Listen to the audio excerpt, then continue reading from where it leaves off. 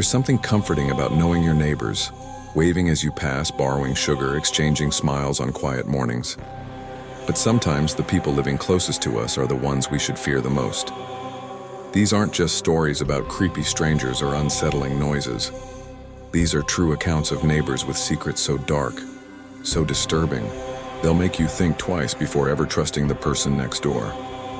When Sarah moved into her new apartment complex, she felt a rush of independence and excitement. After years of sharing cramped spaces with roommates and living out of boxes, she finally had her own place, a quiet one-bedroom on the 3rd floor. The building wasn't new, but it had character. Creaky stairs, faded wallpaper, and the faint smell of old wood that lingered in the hallways. Her unit, 3A, was small but cozy, with a window that overlooked the street below where she could watch people come and go from the cafe across the road. It wasn't perfect, but it was hers, and that was enough. Her first week was peaceful. She spent her days unpacking, decorating, and adjusting to her new routine. The neighbors were polite, though distant, the kind that smiled but never stopped to talk. She met an elderly woman who always wore a bright red coat and carried birdseed in her purse, and a young couple across the hall who argued softly at night. But the one neighbor she never met was the one who lived directly next door, the tenant in apartment 3B. She noticed small things at first. Late at night, when she was lying in bed, she'd sometimes hear slow, heavy footsteps coming from behind her wall. Back and forth, back and forth. It sounded like pacing, the kind of steady rhythm that meant someone was restless or deep in thought. Other times, she'd hear faint humming, a low, tuneless sound that drifted through the wall like a vibration. It wasn't loud, but something about it felt wrong, offbeat, slightly distorted. Almost like the sound of someone humming under their breath when they didn't realize they were being heard. Sarah tried to ignore it. Old buildings made noise, she reminded herself. The walls were thin and everyone had their late-night habits. But the sounds kept coming, always around the same time, sometime after midnight. One night, about a week after moving in, Sarah woke up suddenly. Her clock read 2:14 a.m. The room was dark, except for the dim orange glow from the streetlight outside. Then she heard it, a strange scraping sound coming from the wall behind her bed. It was long and metallic, like someone dragging a chair or a piece of metal across the floor. The sound came again, closer this time, followed by the familiar low hum. Her heart began to race. She sat up, listening carefully. The humming was definitely coming from 3B. She could hear it through the drywall, deep and steady. She swallowed hard, pressed her ear to the wall and froze. There was a voice whispering now. It wasn't clear, just soft murmurs, words she couldn't make out, but definitely a voice. Sarah hesitated, then lightly knocked on the wall. "Hello?" she called quietly. The whispering stopped instantly. For a moment there was absolute silence, the kind that made the air feel thick, heavy. She waited. Her breath caught in her throat. Then came 3 slow knocks from the other side of the wall. Knock, pause, knock, pause, knock. Sarah jerked back from the wall, her pulse pounding in her ears. She stood in the dark, staring at it, afraid to move. After what felt like forever, she forced herself to turn on the lamp. The light didn't make her feel any better. Everything looked the same, but the air felt wrong. Colder somehow. Heavier. The next morning, she decided to mention it to the landlord, Mr. Jenkins. He was an older man, kind but always in a hurry. When she explained what had happened, the sounds, the humming, the knocks, he frowned deeply. "Apartment 3B?" he asked. "Yes," Sarah said. "The one next to me. Do you know who lives there?" He hesitated before answering. "That's strange," he said slowly. "No one's living in 3B right now. It's been vacant for 2 months. The last tenant moved out suddenly. We haven't rented it yet." Sarah blinked. "But I hear someone in there every night." He rubbed the back of his neck, looking uneasy. "Could be sound traveling through the pipes. These old buildings carry noise in weird ways. I'll take a look later today." That night, Sarah told herself she was overreacting. She locked her door, made tea, and put on a podcast to drown out the quiet. But as the clock crept past 1:30, The faint hum returned. Then came the slow creak of footsteps moving back and forth. Her stomach twisted. She turned off the podcast and sat in silence. Then, just like before, there were 3 soft knocks. Knock, pause, knock, pause, knock. Her throat went dry. She forced herself to grab her phone and call Mr. Jenkins. He answered groggily, but she begged him to come. He promised he'd be there right away. 15 minutes later, Sarah met him in the hallway, clutching a sweater over her pajamas. Together, they walked to apartment 3B. The lights in the hall flickered as they stopped outside the door. Mr. Jenkins tried the handle, but it was locked from the inside. He frowned, then pulled out his master key. When the door opened, a rush of cold air spilled out. The room was pitch black. He switched on his flashlight and swept the beam across the apartment. Everything was covered in a thick layer of dust. There were no signs of life, no furniture, no boxes, no footprints. Just emptiness. "See?" he said quietly. "Nobody's been here." But Sarah wasn't convinced. Something felt wrong. Her eyes followed the flashlight beam as it passed over the floor. And then she saw it. In the middle of the room was a small clean patch in the dust, where something heavy had clearly been dragged. "Mr. Jenkins," she whispered, pointing. They followed the faint trail to the far wall, the same wall that bordered Sarah's bedroom. There, scrawled faintly in white chalk, were 2 words: "Knockback." Neither of them spoke. The silence was suffocating. Finally, Mr. Jenkins cleared his throat and muttered that he would have the locks changed first thing in the morning. Sarah didn't argue. She just went back to her apartment, packed an overnight bag, and stayed with a friend. By the next afternoon, she'd decided she was moving out for good. She told the landlord she'd forfeit her deposit. She didn't care. She just wanted to leave. He didn't protest. He looked as unsettled as she felt. A week later, curiosity got the better of her. She called Mr. Jenkins to ask if anyone had moved into 3B yet. There was a long pause before he answered. "No," he said finally. "But something strange happened. When I came back to check the apartment yesterday, the door was locked again." Sarah frowned. "You mean you locked it after you fixed the locks?" "No," he said quietly. "It was locked from the inside." Sarah didn't respond.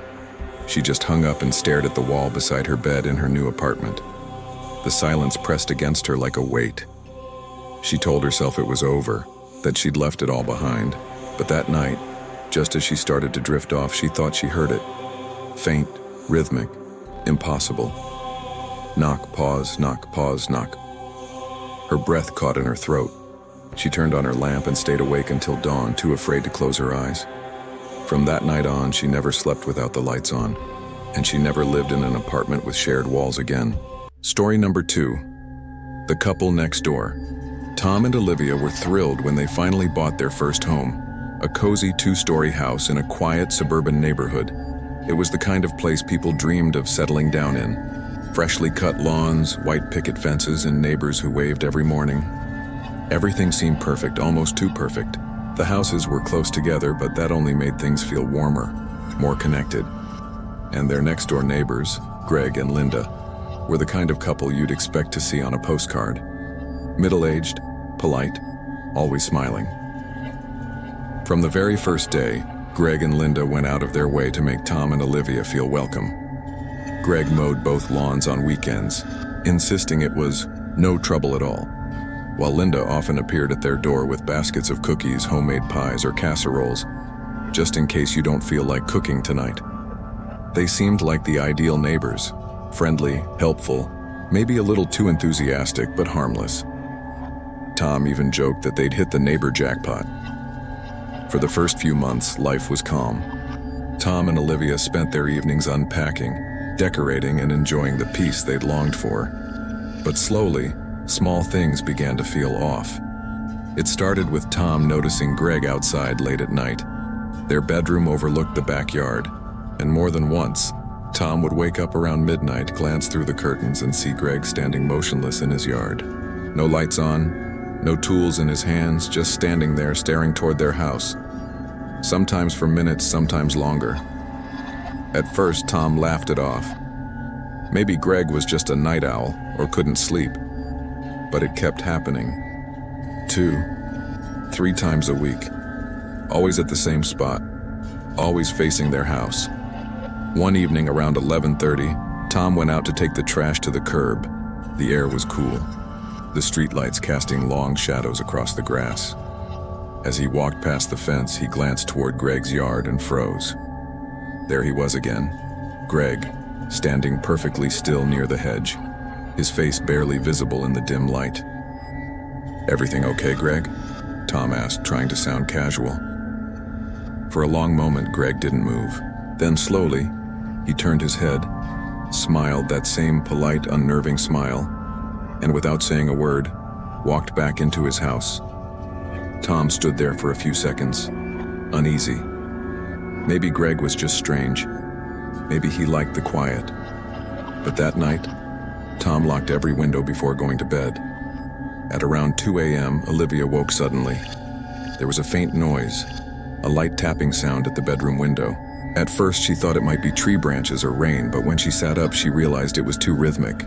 Tap, tap, tap. She nudged Tom awake, whispering his name. He got up, went to the window and pulled the curtain aside, but there was no one there. The yard was empty.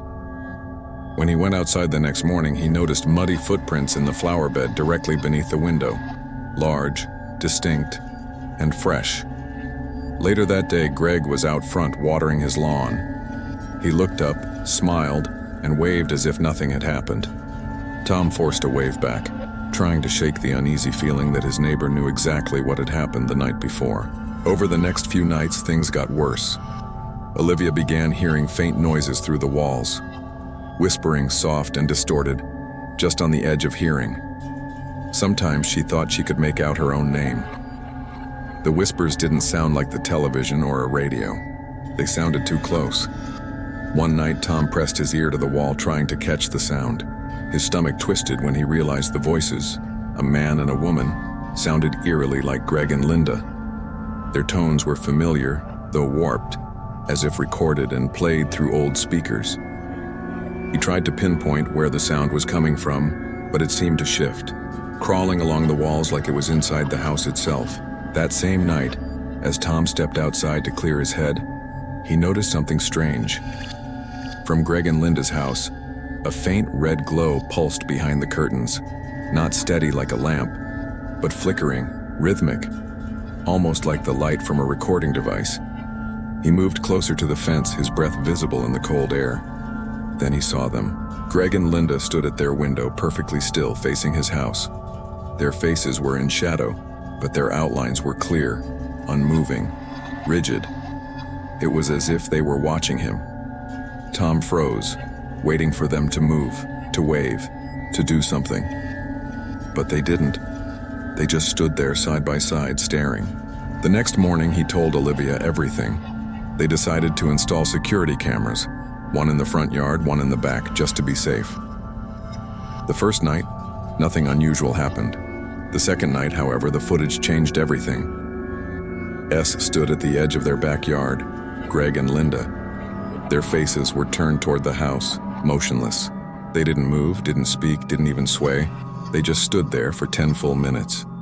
Then, at the exact same moment, they both turned their heads toward the camera, their eyes catching the faint infrared light. Tom felt his stomach drop. He rewound the footage, watching it again, hoping he was mistaken, but no, they were there. Staring, smiling. He called the police immediately. Officers arrived within minutes, searching the property and then knocking on Greg and Linda's door, but no one answered. Finally, one officer forced the door open. The house was empty, dusty, silent. It looked like no one had lived there for months. The furniture was covered with sheets, the kitchen barren. But as they moved deeper inside, the officers made a chilling discovery. The walls, every single wall, were lined with photographs. Hundreds of them. Some printed, some Polaroids, all arranged neatly in rows. Photos of Tom and Olivia, sleeping, eating, watching TV, sitting at the kitchen table, standing in the yard. Some of the photos were taken from angles that made no sense. as if they had been shot from inside the house itself. Tom and Olivia were horrified. The police took the photos for evidence, but there was no sign of Greg or Linda anywhere. No fingerprints, no recent mail, no car in the garage. A week later, the detective handling the case called Tom. His voice was uneasy. "You might want to sit down for this," he said. "We looked into the property records. That house, the one next to yours, it's been vacant for over a year. The last owners moved out after a fire. There's no record of anyone named Greg or Linda ever living there." Tom didn't say a word. He just hung up, staring out his window at the dark, empty house next door. The curtains fluttered slightly in the wind. For a moment, he could have sworn he saw movement, the faint outline of two figures standing just behind the glass, watching. And story number 3. The basement window for David, moving off campus, was supposed to be the start of freedom. No more dorm curfews, no more noisy roommates, just peace, privacy, and cheap rent. The small house he found wasn't perfect, but it was affordable and close to campus. It had been split into 2 units. David got the top floor, and a quiet older man named Mr. Crane lived in the basement. The landlord mentioned that Mr. Crane had been there for years, always paid on time, and mostly kept to himself. Sounded ideal. At first, everything was fine. Mr. Crane didn't bother David, and David rarely saw him. The man was polite but distant, always wearing the same gray sweater, always avoiding eye contact. Sometimes when David came home late from class, he'd see the faint glow of a lamp through the basement window, but he never heard any loud noises or parties. Just the occasional soft footsteps below his floorboards. It was normal. But after a few weeks, things started to feel strange. One night, around 2 a.m., David was half asleep when he heard it. A faint scratching sound. Slow, rhythmic, and close. At first he thought it was a tree branch brushing against the siding, but when he listened closer, his stomach tightened. The sound wasn't coming from outside. It was coming from beneath him. It was as if something, or someone, was dragging their nails across the underside of the wooden floor. The scratching continued for a few minutes, then stopped abruptly. David sat in silence for a while, heart pounding, before convincing himself it was probably just Mr. Crane moving around. The next night, the same sound returned, scratch paws scratched louder this time. He pounded his fist against the floor and shouted, "Hey, cut it out!" The noise stopped instantly. David waited, tense, but there was only silence after that. He eventually fell back asleep. But every night after that it came back, the same slow, deliberate scratching beneath his room. Finally, after a week of sleepless nights, David decided to talk to Mr. Crane. The next morning he went downstairs and knocked on the basement door. No answer. He knocked again, louder this time, calling out, "Mr. Crane, everything okay?" Still nothing. The only sound was the faint hum of the refrigerator from inside his own kitchen. He figured maybe the man was just out. But later that evening, as David was studying, something caught his eye. From his bedroom window, he had a clear view of the side of the house and one of the small basement windows. Normally that window was covered by a curtain or thick cardboard, but tonight it was uncovered for the first time. David leaned closer. In the dim yellow light, he could see inside. Mr. Crane was standing there, completely still, facing the wall. His back was to the window, his head tilted slightly downward like he was staring at something on the ground. David watched for a full minute. Mr. Crane didn't move. Not even a twitch. The light flickered once, then went out, plunging the basement into darkness. David stepped away from the window, trying to shake the unease crawling up his spine. Maybe Mr. Crane was just odd. Maybe he was sleeping standing up or meditating or whatever strange habit reclusive old men developed. But that night the sound came back, louder, faster, more frantic. It wasn't scratching anymore. It was pounding. David jumped out of bed, staring at the floor. The noise echoed through the boards so close it made his chest vibrate. Someone, something, was hitting the underside of his room. Hard. He shouted for it to stop, grabbed his phone and called the landlord. "You need to check on the guy downstairs," he said, voice shaking. "He's doing something weird. He might be hurt or..." The landlord sounded groggy but promised to come by the next morning. When the landlord finally arrived, he tried knocking on the basement door, calling out for Mr. Crane. No response. After a few minutes, he sighed, pulled out a ring of keys, and unlocked it. The door creaked open, releasing a wave of stale, cold air. The light switch didn't work. David followed the landlord down the narrow steps, each creak of the wood echoing through the silent space. The basement smelled of dust and damp earth. The single bulb hanging from the ceiling flickered weakly before staying off. They turned on their phone flashlights and froze. The basement was empty. Completely empty.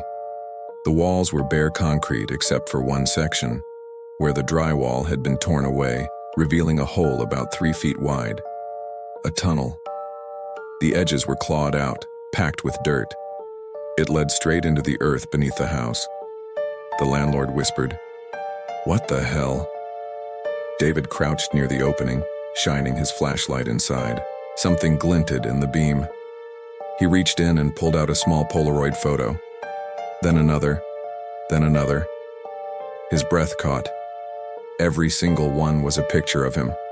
Sleeping. Eating breakfast. Studying at his desk. Watching TV. The angles made no sense. The photos had been taken from below, through cracks in the floorboards. The landlord stumbled back, muttering in disbelief as David continued pulling photos from the tunnel. There were hundreds. Some were old, faded. Others looked like they'd been taken recently, within the last few days. The police arrived an hour later. They searched the basement, the yard, even the woods behind the house, but Mr. Crane was gone. His wallet, clothes, and belongings were still there, but he wasn't. The only thing they found in the tunnel was an old mattress and a small camera, still warm to the touch, its battery freshly charged. According to the police report, Mr. Crane had been renting the basement for nearly 10 years. Every tenant who lived upstairs had complained about noises, but no one ever checked. Over time, he'd carved tunnels beneath the foundation, using hidden holes and vents to spy on whoever lived above him. After that night, David moved out immediately. He found a new apartment near campus, far from that house, but no matter how far he moved, he couldn't shake the feeling that someone was still watching. A few weeks later, around 3 a.m., David woke to a familiar sound, soft, deliberate scratching. He froze, turning slowly toward his closet. The sound was coming from inside the wall. Scratch, scratch, scratch. And then, just for a moment, he thought he heard breathing, shallow, raspy, just behind the drywall. He stared at the closet, heart hammering, afraid to move. The scratching stopped. The silence that followed was worse.